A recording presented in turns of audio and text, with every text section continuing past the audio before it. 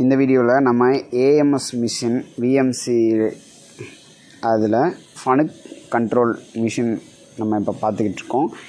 இந்த மிஷினோட ரெஃபரன்ஸ் எப்படி எடுக்கணும்னு சொல்லி நம்ம இந்த வீடியோவில் நம்ம பார்ப்போம். இது வந்து கொஞ்சம் டிஃப்ரெண்ட்டாக இருக்கும்.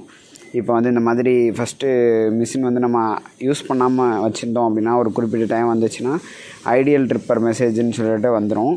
அது எப்படி ரிலீஸ் பண்ணோன்னா எமர்ஜென்சியை ரிலீஸ் பண்ணி ஒரு டைம் ப்ரெஸ் பண்ணி போட்டுட்டு இந்த ஃபீட் பட்டனை ஒரு தடவை ப்ரெஸ் பண்ணோம் அப்படின்னா அந்த ஐடியல் ட்ரிப்பர் அலாரம் போயிடும்.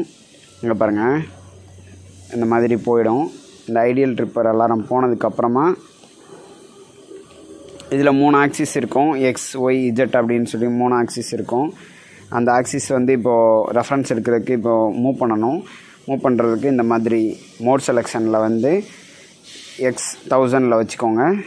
அதுக்கப்புறமா இந்த ஹேண்டில் வீலில் வந்து மைனஸ் சைடு வந்து மூவ் பண்ணணும், பொறுமையாக மூவ் பண்ணணும். ஃபஸ்ட்டு ஆக்சிஸ் நம்ம செலக்ட் பண்ணிக்கணும். இங்கே பாருங்கள், இதில் ஆக்சிஸில் வந்து தனியாக ஒரு பட்டனாகவே கொடுத்துருப்பாங்க. இதில் எக்ஸ் ஆக்சிஸ்ன்னு செலக்ட் பண்ணிக்கோங்க. செலக்ட் பண்ணிட்டு மைனஸ் பண்ணுங்கள். இந்த மாதிரி மைனஸ் பண்ணிங்க அப்படின்னா அந்த ஆக்சிஸ் வந்து எக்ஸ் ஆக்சிஸ் வந்து மைனஸ் ஆகும்.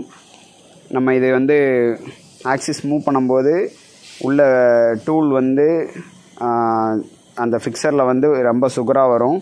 அதை வந்து இடிச்சிடாமல் நம்ம வந்து மூவ் பண்ணணும். அதுக்கப்புறம் வந்து அடுத்த ஆக்சிஸ் செலக்ட் பண்ணுங்கள். ஒய் செலக்ட் பண்ணிக்கோங்க, அதையும் மைனஸ் பண்ணிக்கோங்க. அதுக்கப்புறம் இஜெட் செலக்ட் பண்ணிக்கோங்க. இஜெட் செலக்ட் பண்ணிவிட்டு இஜெட்டையும் மைனஸ் பண்ணிக்கோங்க.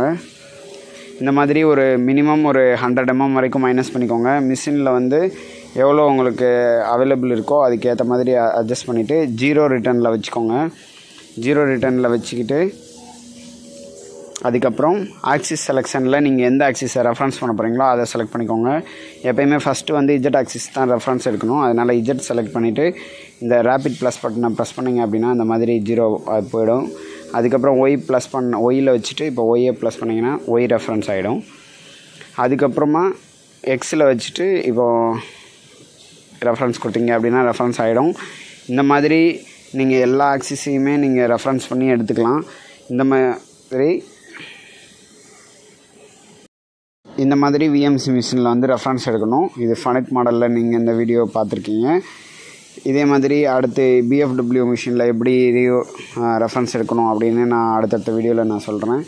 இந்த வீடியோ உங்களுக்கு கண்டிப்பாக யூஸ்ஃபுல்லாக இருக்கா அப்படின்றத நீங்கள் வந்து கமெண்ட்டில் சொல்லுங்கள்.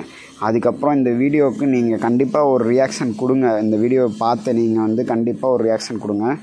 பக்கத்தில் வந்து லைக் பட்டன் இருக்கும், அதை கொடுக்கணுன்னா கொடுக்கலாம். நல்லா இல்லை அப்படின்னா நீங்கள் வந்து டிஸ்லைக்னு ஒரு பட்டன் இருக்கும், அதை கொடுங்க.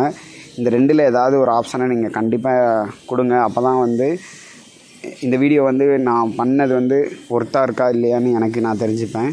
அதுக்கப்புறம் நம்ம சேனலை சப்ஸ்கிரைப் பண்ணி வச்சுக்கோங்க. அப்போ தான் நம்ம போடுற அந்த வீடியோலாம் உங்களுக்கு கண்டிப்பாக வரும். இல்லைனா உங்களுக்கு நம்ம வீடியோ வந்து ஸ்கிப் ஆகி போயிடும்.